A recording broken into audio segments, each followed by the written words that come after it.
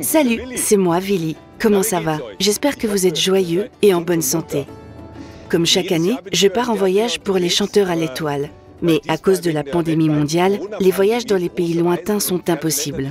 Alors j'ai trouvé une autre solution. J'ai emprunté le camping-bus des chanteurs à l'étoile. Allons-y, entrons. Bienvenue dans le camping-bus des chanteurs à l'étoile. Entrez.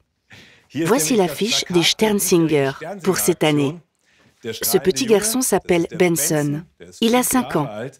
Benson a été gravement blessé, mais heureusement, il est à nouveau en forme. Il vit en Afrique. Cette année, la campagne des chanteurs à l'étoile porte un regard sur les enfants en Afrique. Comment peuvent-ils être et rester en bonne santé? Je me suis demandé comment je pouvais tourner un film en Afrique pour vous sans y aller moi-même. La solution, j'ai demandé à 3 caméramans qui vivent en Afrique de m'aider. Pour vous, ils se sont rendus au Sud-Soudan, en Égypte et au Ghana, où ils ont visité et filmé des projets soutenus par les chanteurs à l'étoile, tous axés sur le thème de la santé. Notre premier arrêt est au Sud-Soudan. Si je voulais y aller avec le camping-bus des chanteurs à l'étoile, alors, regardez ici sur la carte du monde, je devrais voyager depuis l'Allemagne, passant par la Suisse, jusqu'au sud de l'Europe, puis traverser la Méditerranée en ferry jusqu'en Afrique. Il y a environ 5000 km à vol d'oiseau jusqu'au Sud-Soudan. Au Sud-Soudan, les chanteurs à l'étoile soutiennent 2 hôpitaux, un à Mapuordi et un dans la ville de Wao. Et à Wao, je suis en correspondance avec Tatiana. Bonjour Tatiana. Tu vis et travailles à Wao. Es-tu justement devant l'hôpital ou bien où es-tu? Oui, voici l'aile pédiatrique où sont logés les enfants de moins de 5 ans. Il y a surtout des enfants atteints de pneumonie grave, de malaria ou de malnutrition sévère, parce que les familles n'ont pas assez à manger.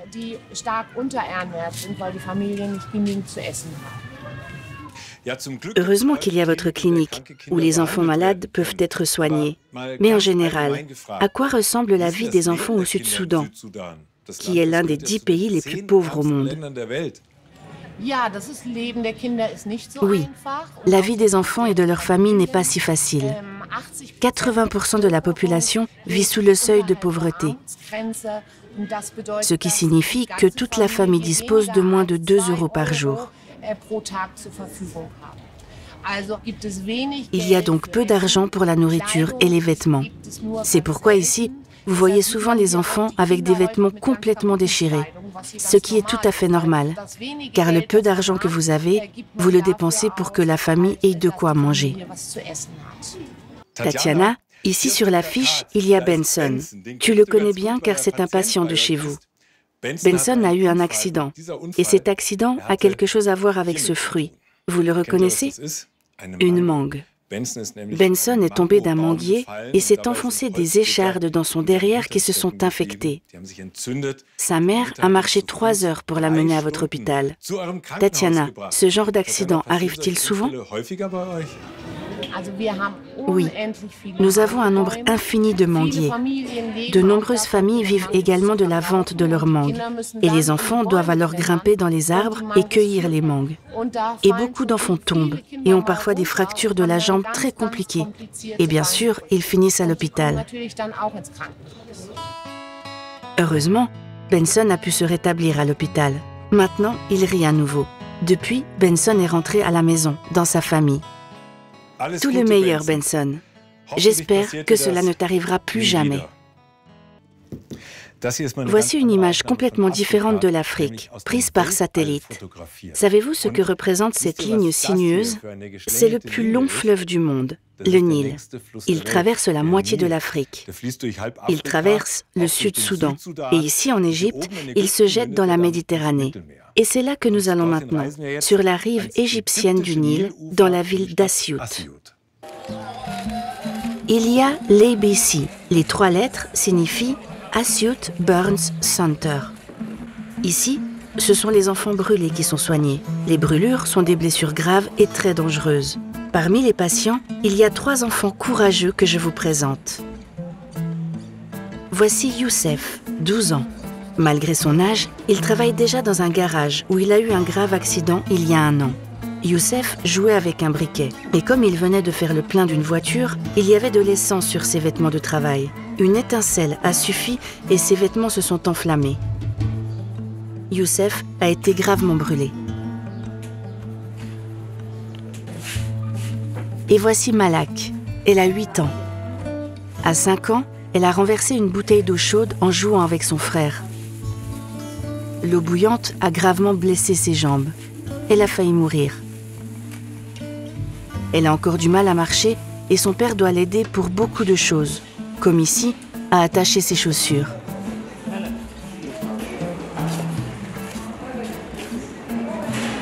Et là, je vous présente Noran.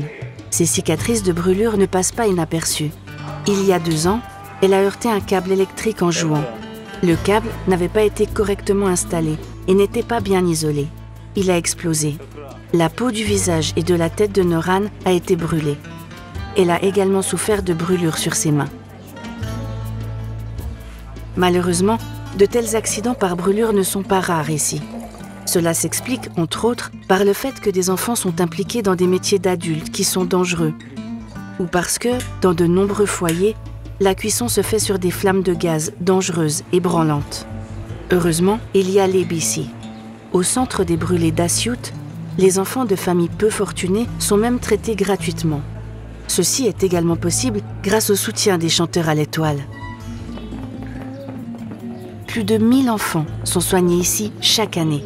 C'est triste, car les cicatrices marquent les enfants à vie. Et cela crée des difficultés supplémentaires. De nombreuses personnes fixent ces enfants et ne regardent que les brûlures, oubliant de prêter attention à la personnalité des enfants. Les enfants sont gênés et ont honte de leur apparence. Un sujet difficile mais en fait assez clair. Nous devrions toujours considérer les autres par leurs paroles et leurs actes, et non les étiqueter par leur apparence.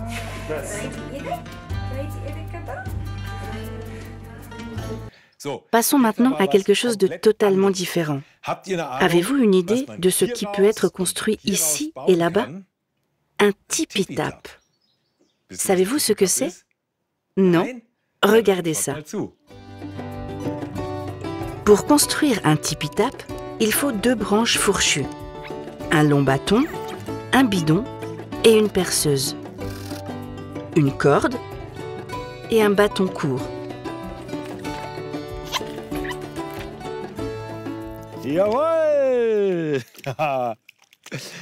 Oui, mais il manque quelque chose. Attends. Voilà le savon. Maintenant, je peux me laver les mains avec très peu d'eau.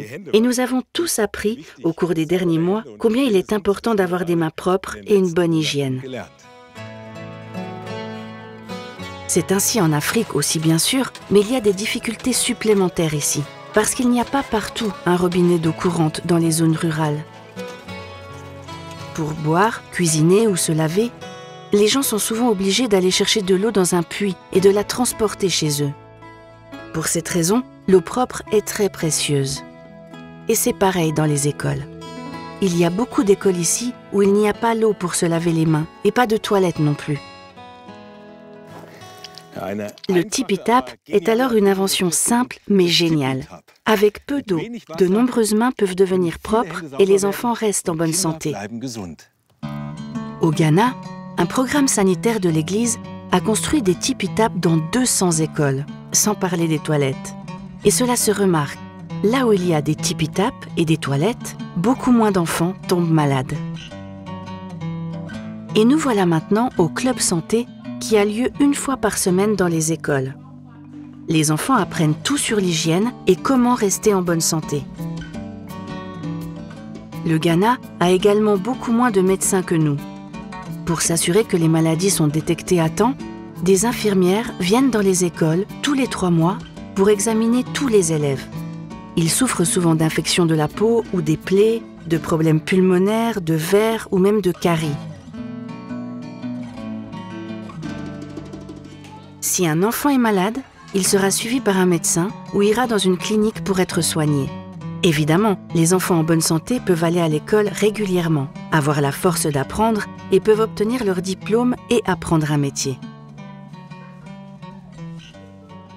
C'est un vrai succès que vous assurez, vous, les chanteurs à l'étoile, et cela donne de l'espoir parce qu'avec l'argent que vous collectez, tout cela est possible. C'était un voyage à travers l'Afrique au divers de différents projets soutenus par les chanteurs à l'étoile.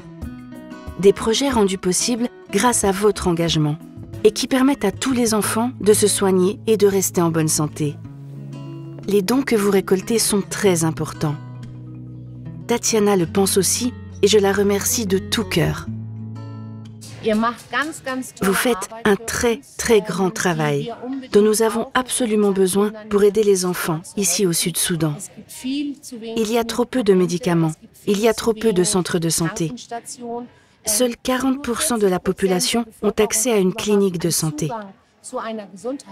Votre courage de faire du porte-à-porte et de collecter des fonds contribue à sauver des vies et c'est très important. Notamment, cela permettra à des enfants de vivre très vieux s'ils reçoivent le bon traitement. Merci beaucoup du Sud-Soudan. Oui, et de ma part aussi, depuis le camping-bus des chanteurs à l'étoile. Merci pour votre engagement et restez en bonne santé.